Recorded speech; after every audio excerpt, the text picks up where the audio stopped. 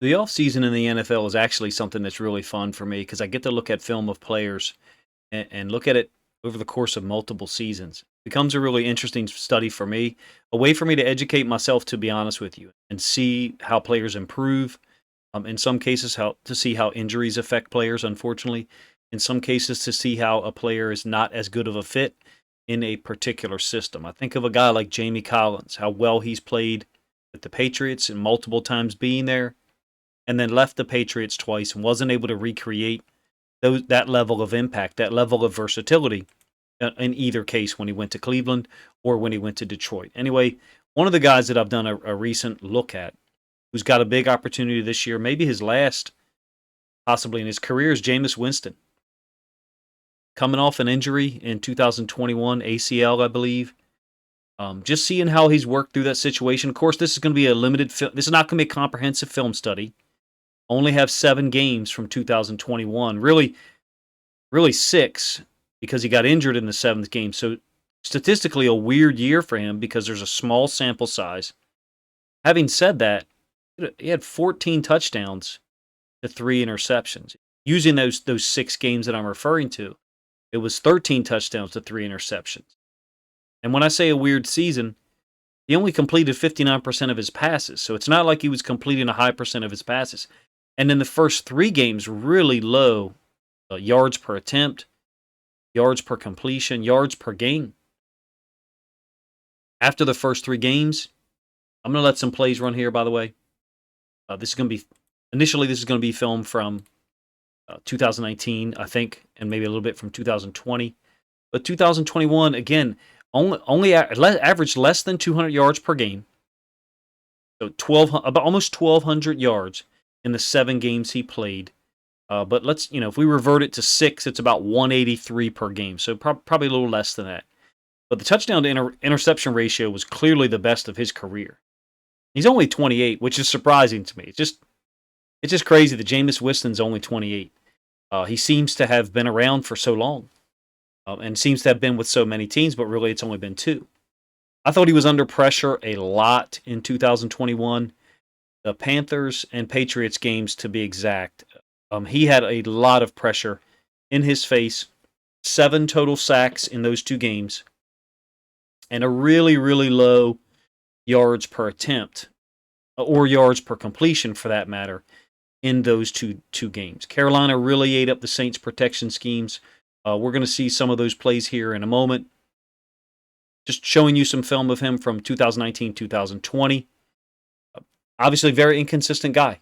The guy who threw 33 touchdowns one year and threw 30 interceptions in that same season. Very rare. Coming off of a big injury, what's he going to be able to do? Clearly, he is the guy for the Saints. He's the starter. There shouldn't be any question about that. And he's capable of making plays. They have to protect him better. They have to. No matter what they do offensively, no matter what their scheme is, they've got to protect him better, especially than they did against Carolina.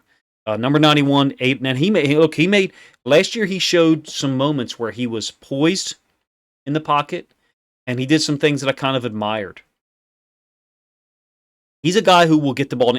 He'll take a shot to get the ball downfield. He will give his receivers a chance to make plays, not just in the Carolina game. That's his career. That's what he does.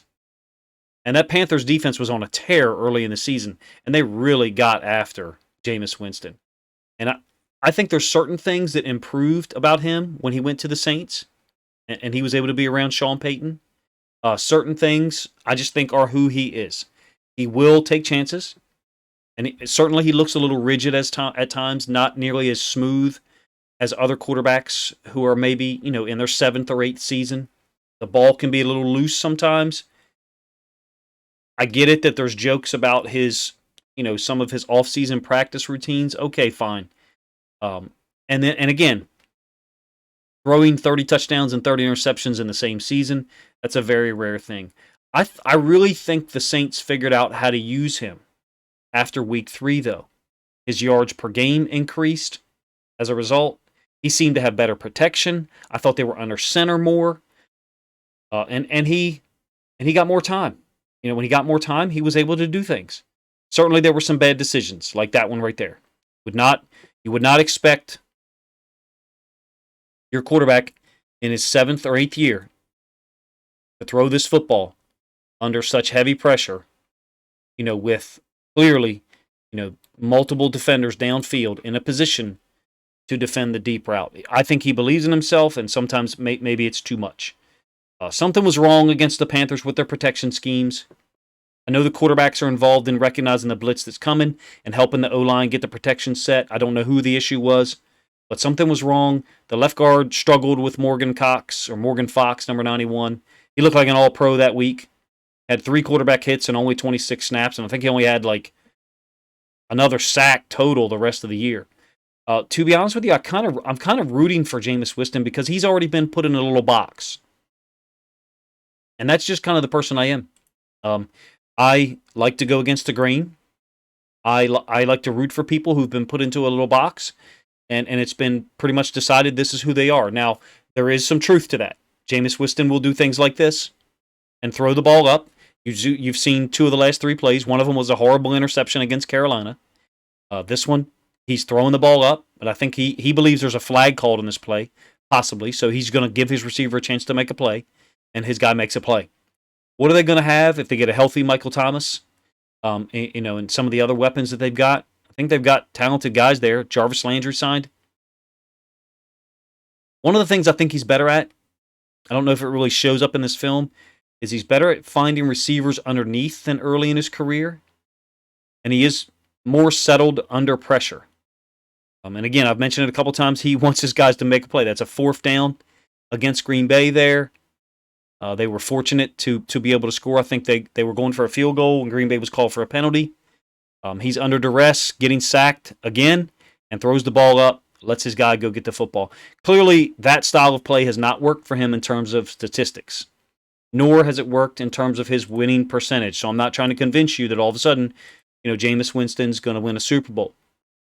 I do think, however, that there are guys who can play well, play better in certain systems with certain certain coaches. And in stretches, I think he's shown it. Now, I want to talk about 3 weeks in a row last season before he got injured. Weeks 4, 5, and 6. He completed 60% of his passes. He threw for an average of 242 yards per game. And look, he's a little rough, or he's not smooth on some of these scrambles. I understand that things look a little different than they do with certain guys. But he does get the job done on some of these situations, and he played great in week 1 last year. Going back to that 3-week stretch I talked about, week 4, 5, and 6, 242 yards per game, 6 touchdowns against 1 interception. The Saints went 2-1 during that stretch and had the really bad loss to the Giants. Now, can he do that for 17 games? No. He will probably have 2 or 3 games where he has difficulty producing big plays while avoiding mistakes, especially if there's pressure. That week 2 game against the Panthers comes to mind. 11 for 22. Look at that shot that he lays on that DB. He's got a different mentality than a lot of quarterbacks. I think he knows that his time is limited, that the hourglass is running out of sand for him in terms of being a starter. I don't know anything about his personal stuff from college, and I kind of don't care at this point. Like, I'm just talking about a person who has been put in a box in the NFL, and this is who you are, and you're not capable of expanding outside of that box. I tend to root for people like that. I think you have a sample size in 2021, 14 touchdowns, 3 interceptions, that illustrates that Jameis Winston, there may be some things that he's able to do better long term. What does he need to do that? He needs a good running game to set him up. Well, they've got a great running back there. He needs playmakers. They've got that. And he needs a solid offensive line. He needs an offensive line to protect him and give him time. I think he's shown improvement, but he will still do certain things like I've shown you multiple times here. I think he has the ability. He has a big arm, obviously. Look at this throw. Play action from the other hash. His foot's back here on the 37. There's a deep out that he's throwing now while the receiver is still at the bottom of the numbers. Well placed. Of course, there's a lot of separation by the receiver. Don't get me wrong.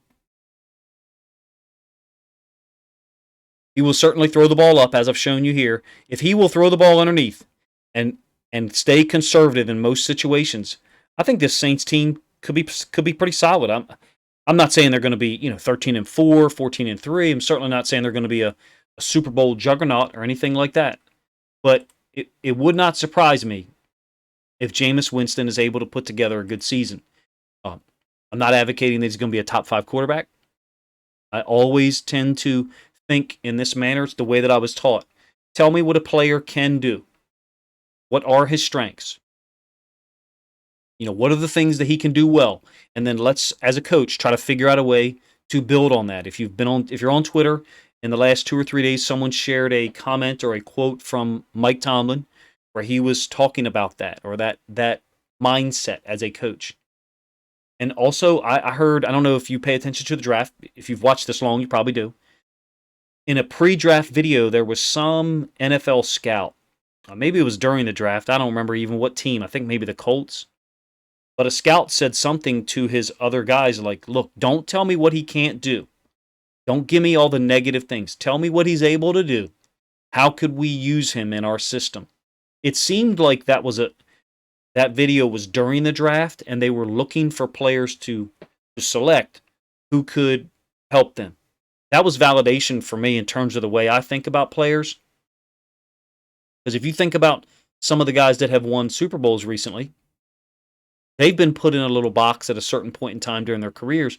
Not a winner, inconsistent, not a number 1 quarterback. Nick Foles, he beat Tom Brady in the Super Bowl. Matt Stafford, obviously he's a starting quarterback, number 1 quarterback, whether he won a Super Bowl or not. But he was put into a box at some point. Oh, you only got those numbers because you played with Calvin Johnson. I'm interested to see if the Saints coaches can find what Jameis Winston's good at, and I think it's attacking downfield, using play action. And then, you may not like it, but he's good at giving his receivers a chance to make a play when he's under pressure. I'm interested to see if they can take advantage of his skills, a healthy Michael Thomas, and some of the new guys they've acquired.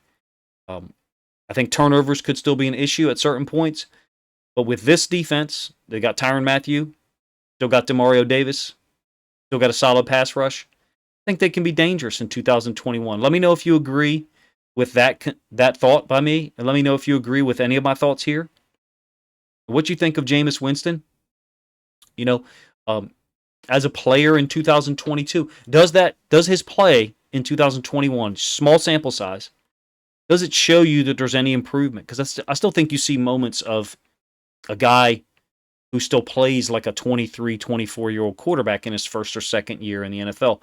Certainly don't mean that in a disrespectful way. I'm generally praising him here. I think you can tell just by listening to the sound of my voice and the things I'm saying. I think if he can stay to 12 turnovers or less this season and 28 or 30 passing touchdowns or more, somewhere in that ratio, I think with the way they're going to play defense in New Orleans, I think they can have a successful season. I don't know how many wins that is, 10, 11, 12, not sure. I don't know I don't project those things, especially in June, mid-June, late June. Let me know if you agree, if you appreciate these types of videos. I like to look at players who've maybe been forgotten about or maybe cast away from attention and try to find someone who looks like they're getting ready to turn things around. I think you can look at certain guys that have won. Of course, Patrick Mahomes won a Super Bowl. Tom Brady won a Super Bowl. Those guys are studs, absolutely. Hall of Fame talents. But I think you have other guys who have won Super Bowls. Joe Flacco going back to 2012. Nick Foles, 2017. Matt Stafford this past year. Guys who won Super Bowls that after 3 or 4 years or 5 years of their career, you would say, well, they've shown some promise, but I don't think they're Super Bowl winning quarterbacks. I'm not saying that Jameis Winston's going to win one in New Orleans, certainly not after the coaching carousel that they've had there, but I'm interested to see how things turn out for him and for that team, especially with the quality of defensive players that they've got. Let me know what you think in the comments section. If you've listened this far, please subscribe to the channel if you haven't done so already.